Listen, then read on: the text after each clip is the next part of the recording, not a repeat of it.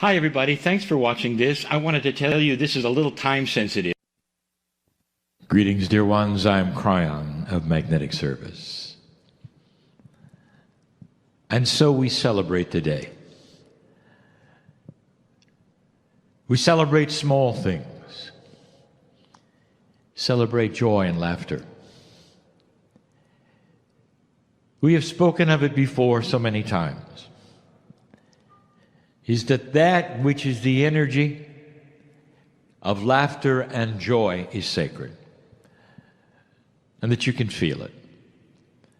It surpasses any other emotion except love that the human being generates. The emotions have physics. There are literally energetic waves that are absolutely broadcast from emotion. You know this, for when one laughs, it's contagious. Joy is this way. If you ever wondered if there's joy on the other side of the veil, it is indeed. It is a godly emotion. It is given to you. Dear ones, it's not necessarily because you have intelligence that you have joy. You can see animals have emotion. It is difficult to see them laugh at a concept. This is a godly, absolutely a God-given way that you can show that you have God inside. What I have tonight is short. And there is three things that we wish to discuss. And we're going to look at the difference very briefly between old and new paradigms.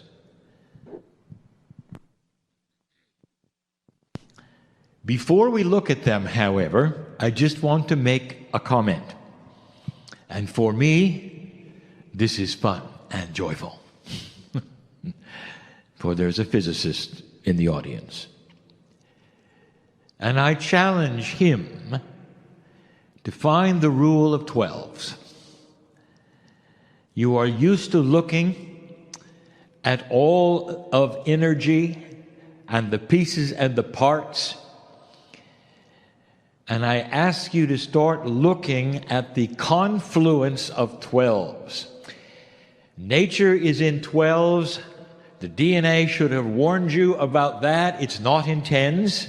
The bias is for you to count in a base 10. Physics truly is 12-based. Now, not all energies can be seen and identified, but the reactions can to tell you something is there. And if you count it, you will find, to your surprise, that there is a confluence of 12s. It ought to tell you some of the missing laws of physics and what might be there that's going to then reveal and explain some of the things that you cannot see. If you examine the Kryon lessons, you will find that most often we deliver things in 3s, 4s, and 6s. No one has really ever put that together. And we do it for a reason. That is the structure of everything. Not 10, but 12. We present 3 things today. Easy, and yet difficult. Dear ones, the difference between that which is what has existed and that which is coming truly is about paradigm shift. It truly is the way you see things and perceive things and react to them. Basic human nature will fall into a pattern that it is used to. And what you are used to, even as a healer and a light worker, as we discussed yesterday, may be a habit. It may be tradition.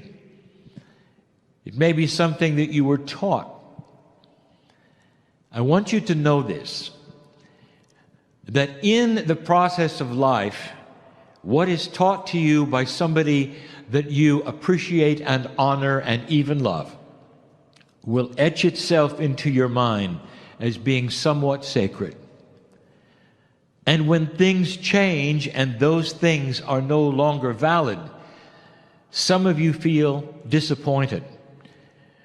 Perhaps even there is a betrayal you might feel as you change your paradigm, like a slap in the face to the one who taught it to you. That is a habit. That is an emotion. And it's not so.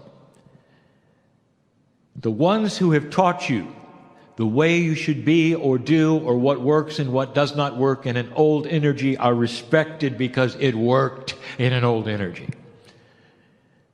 And in the new energy, you become the teacher. And you have to start to learn to readjust your reactions and how you think. 3 things. They start with the easiest one, belief. When you believe in something, there is an instant and automatic reaction. If your belief is strong, if it is something that is spiritual, you have rules around it, organizations, doctrine, actions, whatever it is. The first thing in an old energy you wish to do is share it with others. Now, what if I told you that's an old energy reaction? And that sharing it with others is no longer what you're supposed to do. Now, there is no real, true, right and wrong. There is just simply free choice. There is simply what works and may not work as well. So do not put it in the category, literally, do not put it in the category of should and should not. When I say you should do it differently, I mean if you want results, you should do it differently. But there are some who continue to do it the old way only because it used to work. You would share your belief with others. You'd get together and you'd say, here is what works with me, here's what I found out, and here it is. Usually it's something linear. You will believe this way, you will have a doctrine that says this, you will take the words of a prophet and apply it to your life. And it's helped you. And so therefore you are sharing. Now that has another word. You are evangelizing your belief, no matter what it is.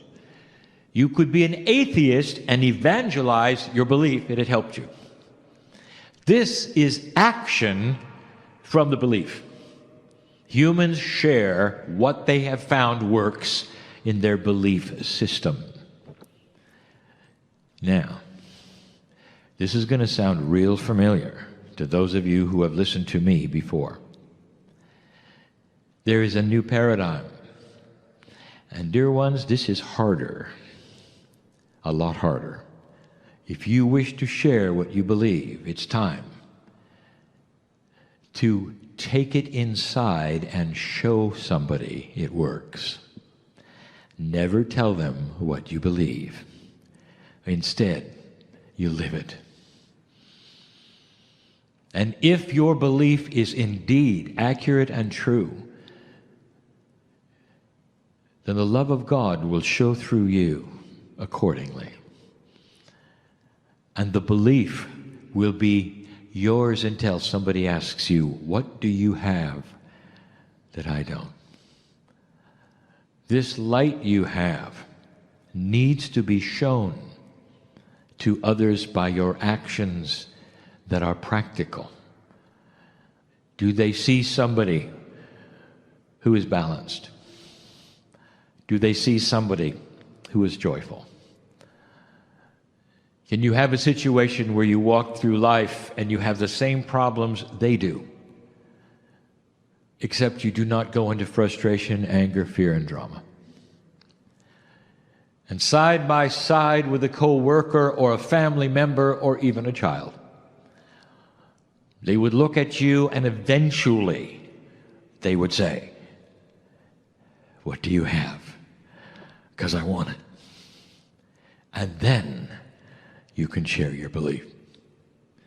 The difference is one is linear and one is not. And if you see how this is working, truly now we are saying it's not about a linear process of do this, read this, go here.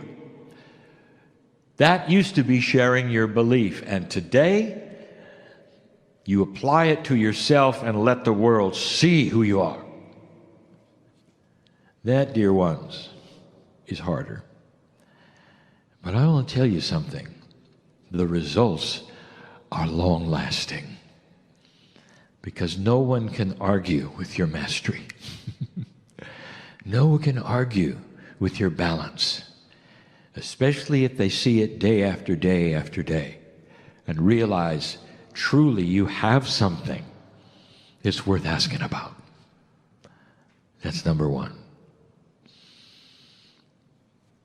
Number two.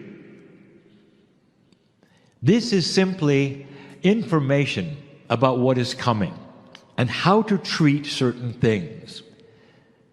In the area of the new energy and metaphysics, in training, in learning, we have told you there will be changes in systems. Now, the systems that are going to change are all of them, eventually. And we have told you over and over that the very paradigm of how you get your electricity should change.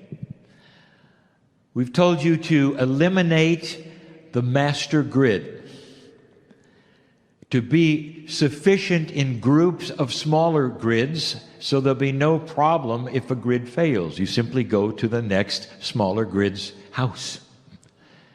We've told you that the technology is coming for this, where groups and neighborhoods can have their own grid, and they can have it easily and not expensive. We've told you about water. It's time to desalinate with efficiency, no heat, no chemicals. There are ways of desalination in real time. Look for it. We even gave you hints of how it might be done with micro-robotics. In case you can do this, the ocean is your water supply for any city. You can see the ramifications. You can even do it on a small scale. We've given you all this. These are then systems of ecology. We have told you that politics is changing. We have told you that corporate business may change. We have told you that the pharma industry is so dysfunctional it's going to fall over and change. All of the years, systems are changing. So the question then becomes from you, linear. What are the new systems? How do we do it? What are the facts? Give us the inventions. What are they, Kryon? What is the new kind of economy that we need? What is the new politics that we need? And you want a list. Now, this makes sense, doesn't it? You're going to need to do it, so there you are with your hand out. Give us the list. What if I told you how linear of you? Dear ones, the systems are coming. And they're coming from those who are going to become wiser in the Spirit. As evolution continues on the planet, these systems are going to come from those who invent them. You're not going to get them from Spirit. I want you to start thinking differently. Instead of having conventions where you're starting to look to Spirit to give you the answers, instead, I want you to understand to develop yourselves and those around you so that you have spiritual wisdom and common sense. Start looking to the young people and developing this within them. This is coming from the future, and it's become right out of the people that you know in both genders who start to become wiser in spirit. God's not going to hand you these things. We've talked about the coming inventions. We know the potentials of what you're going to discover because they are there. We know what they are. You're going to develop them. You're not going to get it from us. So why do we tell you this? Because there is a tremendous waste of energy asking us for them. Instead, start looking at the young technicians, the young scientists, the ones who are just coming along now with their brilliance. They have the answers, and they're going to have some wisdom you didn't expect. There have been a lot of brilliance and a lot of smart human beings in the past, and yet none of them gave these answers. And the difference will be the new energy. I want you to look to these for these answers and not to spirit. That's number 2. Number 3 is similar. What is your path? Every single human being at some level who is spiritual is looking at what they should do. Literally going from A to B is something that you concern yourself with. What's next? What will I do when this or that happens? Where should I go? Should I or should I not do A or B?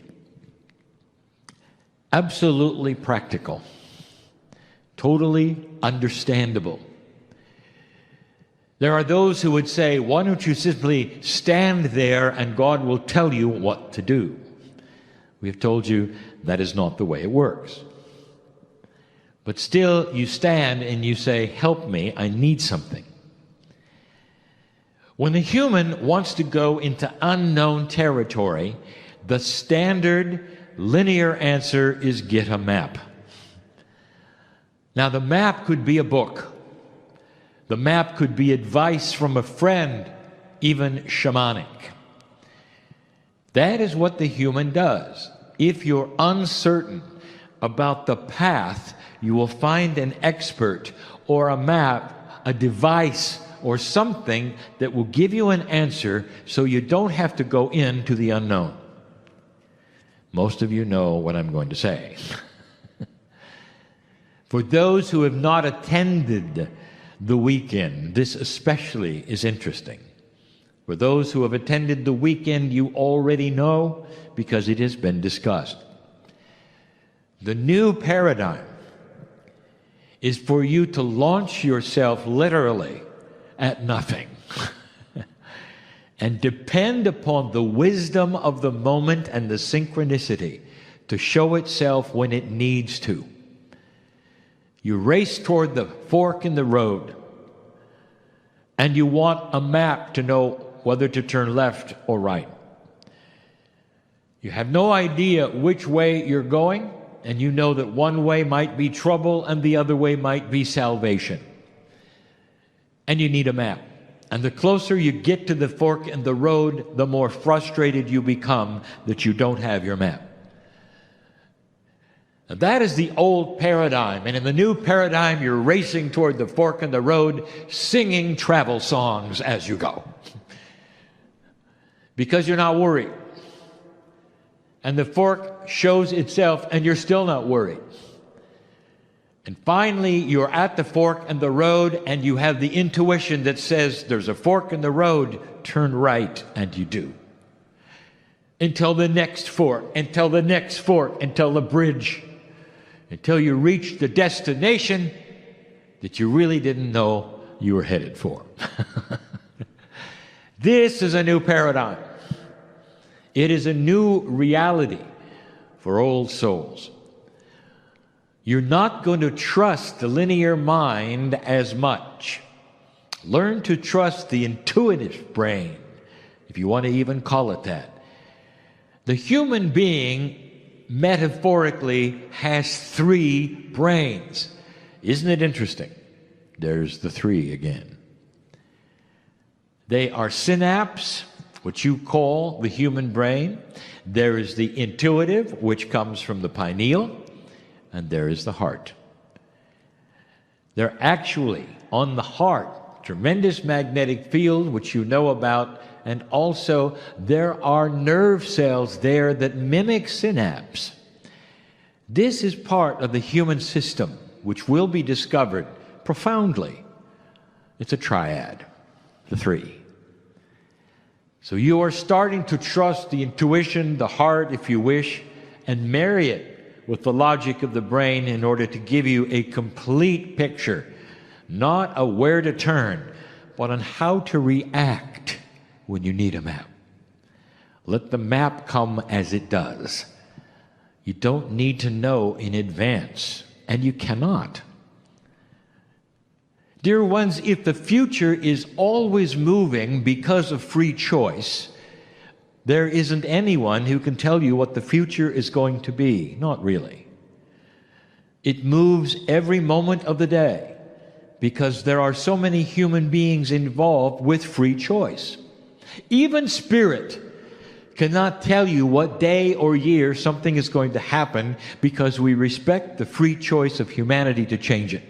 We have told you for years it can happen sooner or later, depending on you. This should tell you that when you start moving toward a goal, if that is what you wish to do, you have to go a little at a time and sense where the potentials are. Which way to turn will depend upon what is happening at the moment. No map is going to give you the future. Different reality, different way of thinking. These are the three. Dear ones, these three alone will start to balance you differently. There will be some who will question you as you start living this new reality. Now, have you noticed, young people? Some of them are doing it already. Have you criticized them for it? I know who's here. You don't know where you're going, you don't know what you're doing, you got to have a plan. And they look at you and they say, really? We're going to know as we go. Know as we go. And you sit there and you say, oh, this younger generation, what is going to happen to them? I'll tell you what happens with know as you go. Peace on earth. Know as you go is the new paradigm. So, dear ones, congratulations for being at the right place at the right time. Before I go, look around you. That's family. You may never see them again, or will you? Might they have another face, another countenance? Celebrate them while you can. And so it is.